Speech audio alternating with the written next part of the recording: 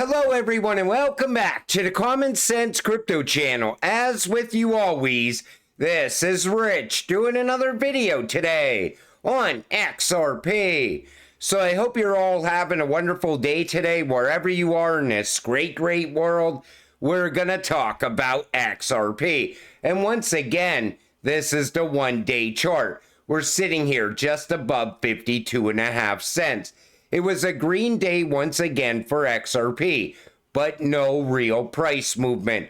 I'm just waiting for us to break out already.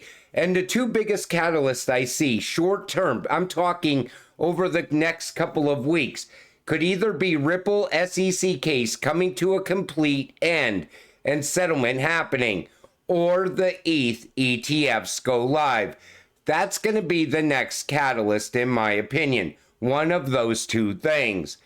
This comes from Ripple. Ripple is partnering with Clear Junction to enhance GBP and EUR payouts for our customers. This collaboration strengthens our cross-border payments solutions, ensuring faster, secure transactions in the UK and the EU. You know, that strengthens the rails over there that XRP is going to run on. And, you know, I still think the UK and the EU is way ahead of the United States when it comes to innovation and crypto pushing forward. That's why Ripple is going big over there. They've done it the whole time the SEC versus Ripple case has been going on. And I think the UK and the EU is ready for XRP. Central Bank of Peru to adopt India's UPI real-time settlement system. The BIS is intent on using UPI as the template for the global unified ledger, with ILP at the center. BRICS expands with no SWIFT and no dollar. I'm going to do a video for later today where I'm going to talk more about what's going on with the BIS and SWIFT, because things, now I'm starting to see much clearer the path forward for XRP.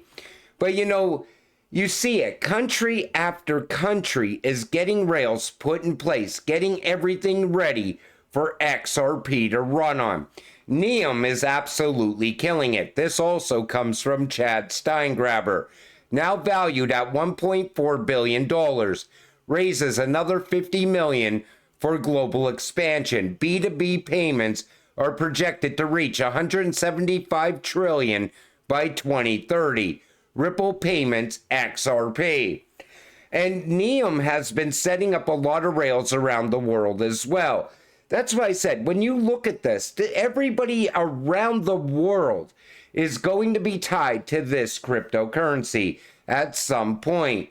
Because XRP, there's no slowing it down.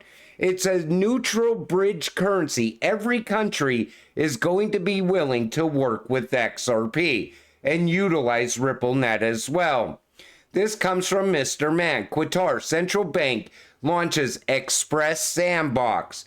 So the Express Sandbox is an expedited program designed to facilitate quicker market entry for solutions or innovations that demonstrate product readiness and potential.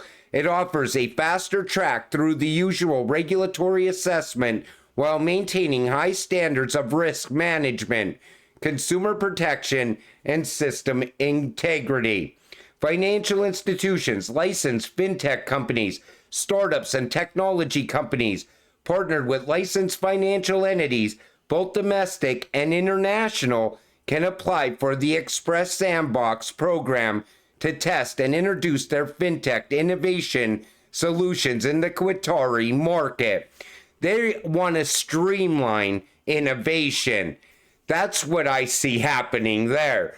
And again, they're going to push ahead with the CBDC at a very fast pace as well. Everything overseas seems like it's picking up speed and momentum, while here in the US, all I see is talk. Every one of these politicians talking about doing this, talking about doing that. But you know what they want instead of, like, you know, innovation and crypto regulations? They want CBDC regulations in the US, stable coin regulations. Take a listen to this. Congress is stating that a multi-currency CBDC could reduce costs by 80%. Take a listen. A report by Oliver Wyman found that in 2020 it cost $120 billion.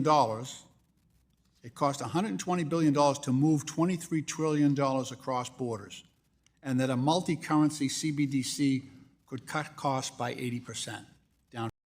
So whenever they're talking about cutting cost or giving you reasons why a CBDC is a good idea, you got to pay attention to that, because they always give you the good stuff first. Then all of a sudden, people go along with it. They're like, oh, okay, a CBDC is good. It's going to cut down on this and it's going to cut down on that. But once it's in place, then you're stuck with it. There's no getting rid of it. It embeds itself inside the current financial system. I think the same thing's going to happen with Ripple's stablecoin. Once it goes live, all of a sudden, it's going to get tied into different financial institutions. Stablecoin regulations are coming, and I think they're going to fast track them here in the US. We will definitely see those most likely by the end of summer. David Schwartz with the formula for mass adoption. What we need is institutions that are bringing their customers into blockchain. Take a listen to this. To get mass adoption, what we need is institutions that are bringing their customers into blockchains. That's like the way that you're going to get mass, right? Amazon brings their customers into the internet. You want to be an Amazon customer? You're an internet user. Yep. You want to be a Twitter customer? You're an internet user. You want to be, you want to use anything on the internet, you have to become an internet user, and now you're everybody's target market. These use cases, these use cases that I've been talking about that bring the customers onto the blockchain are what I think could turn that corner to a realistic path to real mass adoption.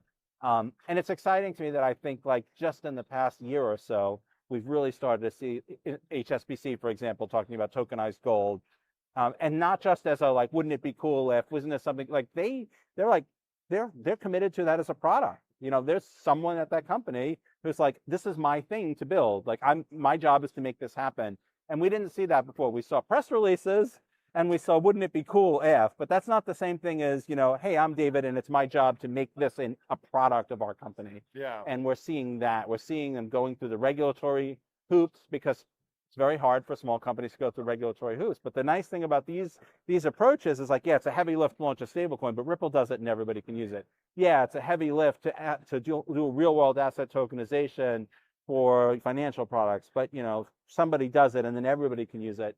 That's exciting. And so I'm very hopeful, more than usual, that we're going to see that acceleration to the mass adoption I think we all want. I think he sees an acceleration happening second half this year. Everybody's talking about the second half of 2024. But David is right. The institutions, once they start bringing their customers into blockchain, that leads to mass adoption. Us as XRP investors right now, we're early adopters. We beat everybody here. That's what's great about the time that we got into crypto. Think about all the new people coming into crypto over the course of the next couple months. They're not going to have any idea what has been going on all this time through this entire bear market. All it was growth after growth for Ripple and other networks as well. But think about once they start seeing these cryptocurrencies popping off, we're going to be super excited, because we were buying at the prices we're at right now. These newer investors are going to come in and they're going to be buying XRP above $1, making sure that they don't miss out. They're going to have that FOMO, the fear of missing out, and they're going to want in as soon as possible. That's how lucky you actually are to be here right now. Franklin Templeton stating, we are still in the early first wave of institutional crypto adoption, and that the second wave that's coming is much bigger. Take a listen to this.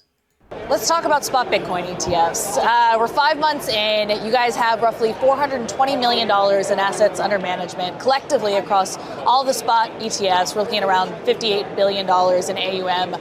How are you feeling about things, nearly halfway through the year? No, I mean, on the spot Bitcoin ETF, we're feeling really good about it, actually. We are the lowest provider in the market, and, I think we've been happy with the growth. And so what's next? Are you looking to capture more market share or optimize for the clients? 100%. We're hoping that people will be fee sensitive and we'll capture more market share. And as people become more interested in the space, you have a lot of firms that are a little bit in a wait and see mode. So you haven't even gotten that second wave. Like, this is really the first wave of the early adopters. And I think the next wave is the much bigger institutions who get more comfortable with kind of how it's settled out. So think about that. The second wave is going to be much bigger. And Franklin Templeton, they're going to be tokenizing those Bitcoin ETFs on the Stellar network. And, we're going to also see tokenized Bitcoin ETFs coming to the XRP ledger as well. But even Christine Lagarde, when she talked about ISO, she said the first wave is going to be very small. The second wave is going to be massive. And the third wave is going to be smaller still. And they're still expecting that second wave to happen by the end of 2024 as well for ISO. So I'm also anticipating that this year. That's why I said right now it's like we're in the calm before the storm, just waiting for XRP to take off. But once it takes off, we're going to have adoption happening at the same time. We're going to have so many different catalysts happening over the coming months as well. And plus, we have the 2024 elections. Breaking, Jim Cramer says to Gary Gensler that he lost the SEC versus Ripple case live on CNBC. Take a listen to this. We have only a little bit of time. The SEC versus Ripple Labs. Ripple. Dave, what do you want to ask? There you go. I've got the floor. Thanks. He tells Gary Gensler, you lost that one. Thanks. I thought that was great. The mainstream media news is going to be carrying a lot of coverage on crypto, especially when we get closer to the elections, because you're going to have politicians talking about crypto and you're going to have news anchors explaining crypto to the normies out there. And I think a lot of people are going to be drawn to crypto, especially as we see inflation going higher at the same time as well. This comes from Smoke. Cryptocurrency super PACs have raised $102 million, the third most of any super PAC in 2024. Private sector cryptocurrency companies like Ripple have been taking full advantage of legally enabled, unlimited corporate political spending. Brian Armstrong even says that money moves the needle. I think crypto is playing a huge role in the 2024 elections. And it's great to see this happening as a crypto investor. This whole year so far has been very exciting. We've seen the Bitcoin ETFs and all the hype that came with that. Bitcoin established a new all-time high. And as XRP holders, we're just waiting for our turn. That's where we are right now. Alt season is definitely coming. And anybody that tells you that XRP is not going to be part of alt season is just delusional. We have regulatory clarity for XRP. It is not a security like it was back in 2021. You also got to remember, back in 2021, the Ripple versus SEC case was very new on people's minds as well. Now it's coming to an end and it's ready to wrap up. We're just waiting for remedies to happen and the judge to finally make her judgment on this case. Then all of a sudden, we're going to see a huge announcement after huge announcement for Ripple and XRP. That I also see coming this year. But until it all happens, stay patient, stay positive, and let's get rich together. With that said, I'm going to wrap up this video. I want to thank you all for watching. I appreciate all of you. I'll see you in the next one. Have a great night.